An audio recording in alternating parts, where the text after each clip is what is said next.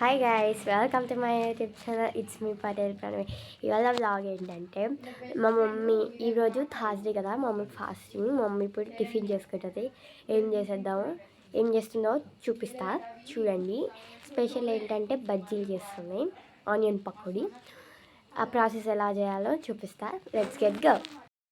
First ఇక్కడ శనగపిండి తీసుకొని ఫస్ట్ కొంచెం సాల్ట్, కొంచెం మీకు టేస్ట్కి తగ్గట్టు సాల్ట్ వేసుకున్న తర్వాత ఇప్పుడు ఇందులోకి ఆనియన్, కరివేపాకు, మీకు నచ్చితే కొత్తిమీర కూడా వేసుకోవచ్చు, మీ ఇష్టం, స్కిప్ కూడా చేసుకోవచ్చు.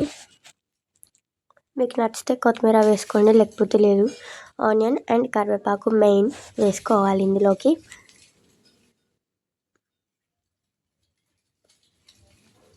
మొత్తం వేసుకున్న తర్వాత మిక్స్ చేసుకోవాలి మంచిగా.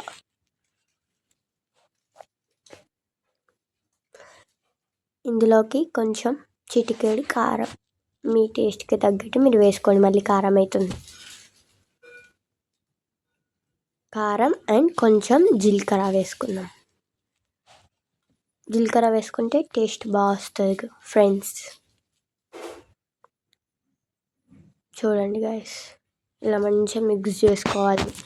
అవన్నీ కలిసేటట్టు పిండికి మనం మిక్స్ చేసుకుందాం.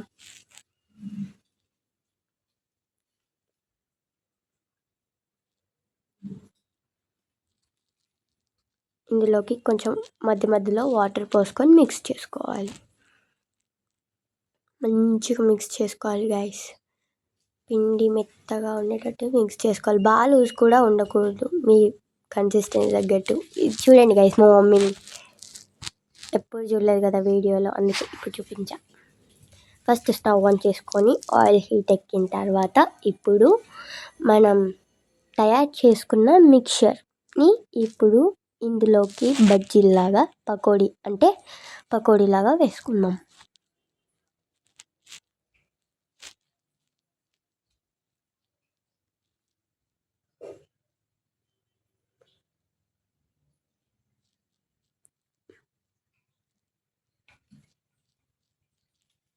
ఇలా మొత్తం వేసుకోవాలి.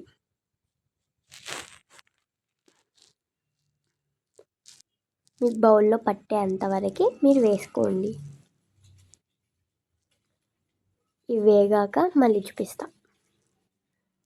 ఆల్మోస్ట్ ఇవి ఫ్రై అయిపోయినాయి గైస్. ఇప్పుడు వీటిని ఒక ప్లేట్లోకి ట్రాన్స్ఫర్ చేసుకుందాం.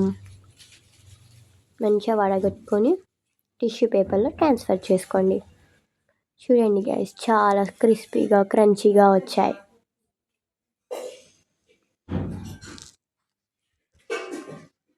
హాయ్ గైస్, ప్రాసెస్ అయితే చూసేసారు కదా. సో ఇప్పుడు నేను తింటా, టేస్ట్ ఎలా ఉందో చెప్తా. చూసేయండి గైస్, చూస్తేనే నోరు ఊడిపోతుంది. ఇప్పుడు నేను టేస్ట్ చేస్తా.